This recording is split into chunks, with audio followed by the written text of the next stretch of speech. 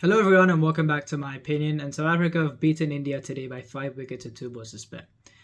Now, before this game started, I did think South Africa went in as favourites. I thought it was a 60-40 split in favour of them, especially considering where this game was being played. However, I did have one thing in mind which I thought had a possibility of materialising, and that was that since Pakistan and the Netherlands played a game on the same pitch just before this game, I thought if the pitch could tire a bit, maybe the likes of Anik Nokia, when they do bowl on the surface, won't have the same edge as they would do bowling on a fresh wicket. But since the pitch did not tire, India would be up against a very good bowling attack, especially with the conditions on offer.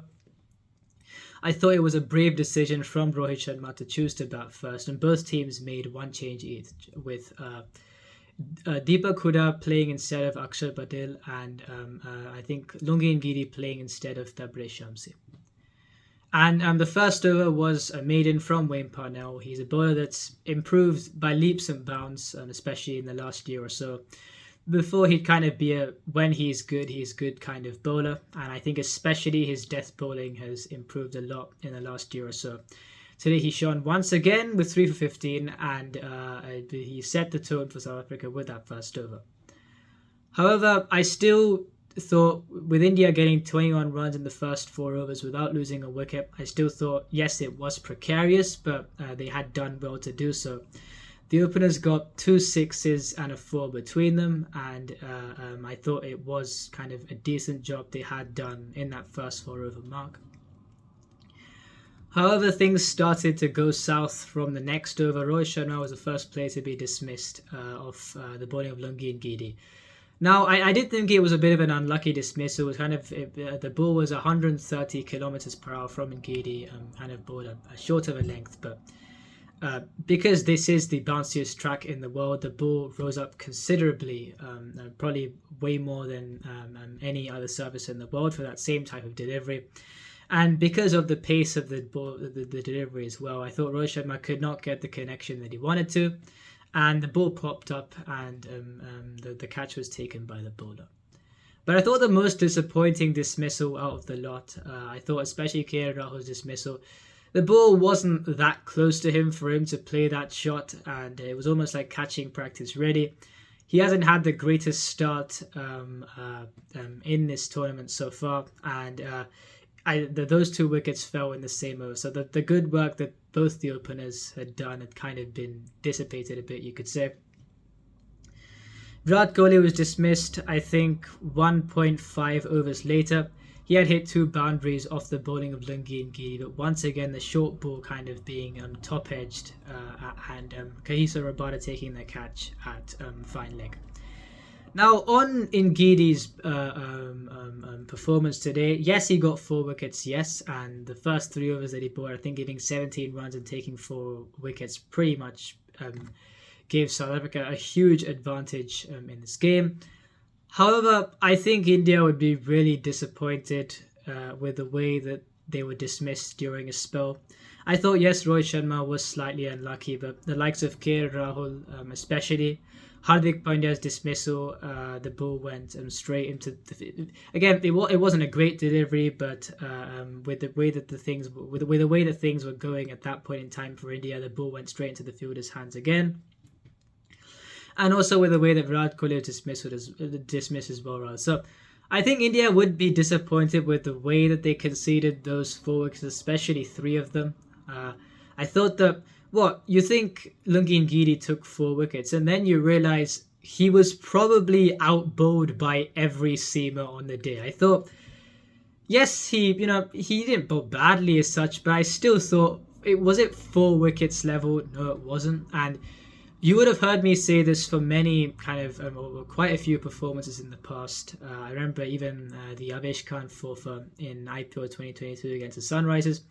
I think there is a quality of bowling that you'd say, okay, they kind of it was worthy of taking 4 wickets, and I don't think this one from Lungi Ngidi was, and it was a 3 overs that did put the game in South Africa's hands, and that would be an understatement. And at one stage, after the Hardik Pandya dismissal, India were 49 for 5. Now, the only reason why this innings was saved was because an innings from, once again, the best T20 batsman in the world by a country mile. And the fact that his side were 49 for 5, and yet he strikes at above 10 and over with no contribution from anyone else was honestly a ridiculous innings.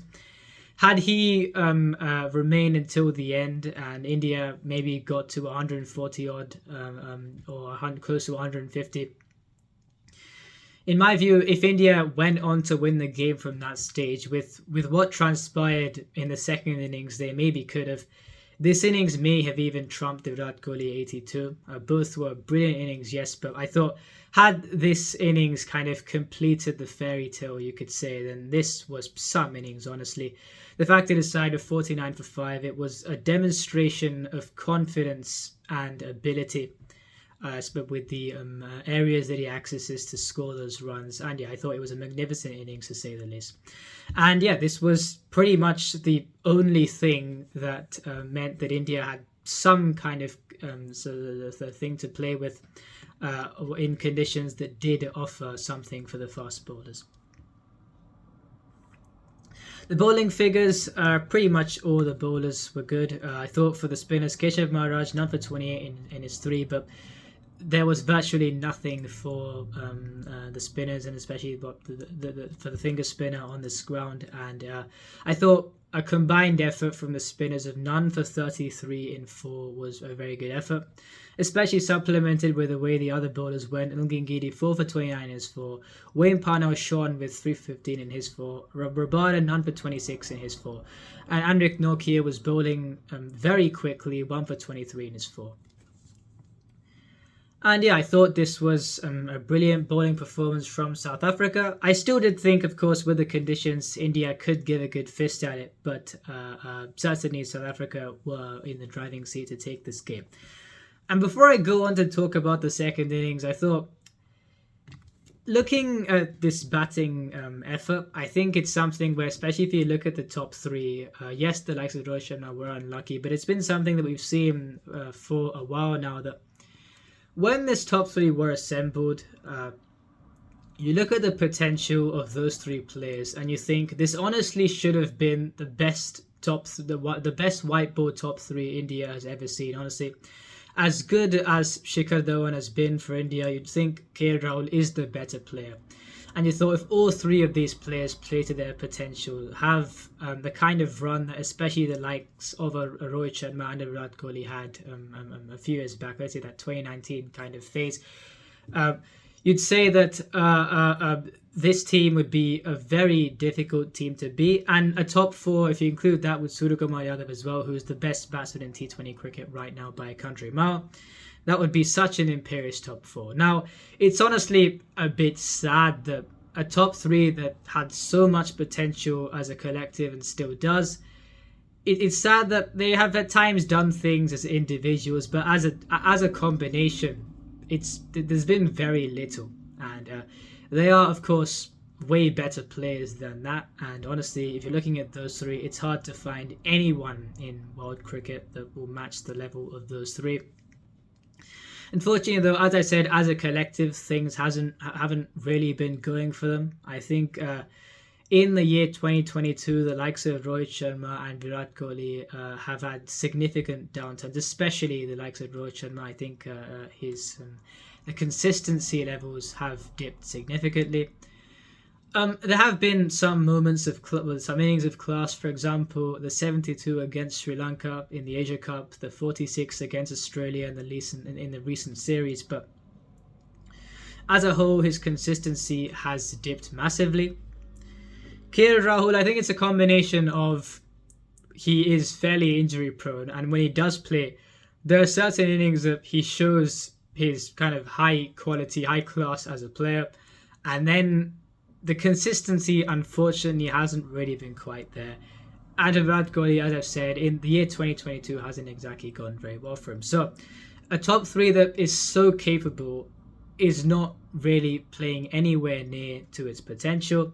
And if you look today, Deepak Hooda hasn't played cricket for a while. He's not the strongest against high pace, and it was going to be very difficult for him to have an impact today. And I think we saw with the 3 deliveries that he faced from Henrik Nokia that he was going to struggle with this. And Dinesh Karthik, I think in these conditions, playing against sides that potentially could, the bowlers can clock 150 kilometers per hour, of course with these services that do aid that type of bowling. I think a large part of Dinesh Karthik's game is kind of manipulating, rather manufacturing boundary options the way he does at the end. And you've seen, for example, in the IPO and when he is playing against India, that he does have a window to do that. But if you're playing against Pakistan, who have a Haris Raw, if you're playing against South Africa, who have Henrik Nokia in this part of the world, I think he theoretically, yes, he hasn't had a chance to kind of outright finish an innings, you could say, but it's very difficult to see how he would be able to have an impact against quite a few sides in this tournament, especially those two. Even if he is put in that situation, I think the manufacturing the boundary options in that scenario would be significantly more difficult than what he was doing in India. And that's the reason why maybe he has a better chance against New Zealand, I think, where the likes of Trent Boult and Tim Southee bowl not express pace, of course, and they do have only Lockie Ferguson who kind of bowls in that range. So maybe against New Zealand he would have a chance to do that, and that too, of course, if he actually is deployed or enters the crease towards the end rather than today where wickets were being lost quite a bit. But yeah, I think if you're looking at especially today's 11, you've got the top 3 who you don't know what they're going to do on that particular day. You've got Deepak Hooda, who hasn't played for a while, and he was going to struggle today because he's not comfortable against high pace. And you've got Dinesh Karthik, who, as I've said, even if he's put in a finishing role against the likes of a Haris Rauf or Henrik Nokia in Australia, and especially today in Perth, it would be very difficult for him to have much of an impact, let alone walking in when the side is losing a lot of wickets in a cluster.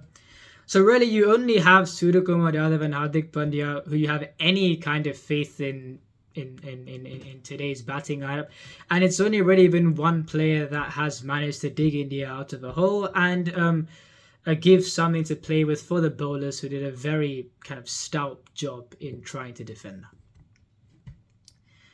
And yeah, the South African openers walked out of bat. And I thought the moment the ball started to swing or was swinging in the air for the likes of Arshdeep Singh, it took me back to the first game of the recent T20I series between India and South Africa when South Africa were they lost a bunch of wickets up top when the ball was moving in the air. I thought this was the best chance for India to look to try and defend this score, considering something which, from the Pakistan-Zimbabwe game, we saw that when the likes of Shaheen Afridi tried to bowl forward and swing their ball, yes, there was a bit of swing, but I thought that back over length that the likes of Haris Rauf hit was a much more effective ploy on the surface. But today in India's innings, you saw that, and even in South Africa's innings, you saw that there was a lot of purchase for bowling foot as well. And with the ball swinging in the air, I thought India had probably their best chance they would think of defending on this total. And the South African batsmen, the likes of Quinton de Kock and Riley Rousseau, still demonstrated the fact that you could get them out in those ways, you could say, just like India did in that first game of that bilateral series.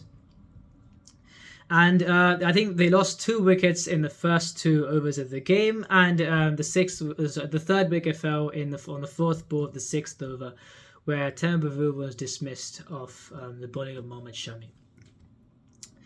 Now, the bowling was high class up front. The likes of Bhuvneshwar Kumar and Arshdeep Singh were brilliant, and I thought that, in fact, Arshdeep Singh actually got more swing than Bhuvneshwar Kumar. I thought Bhuvneshwar Kumar got just enough swing, but he was brilliant once again.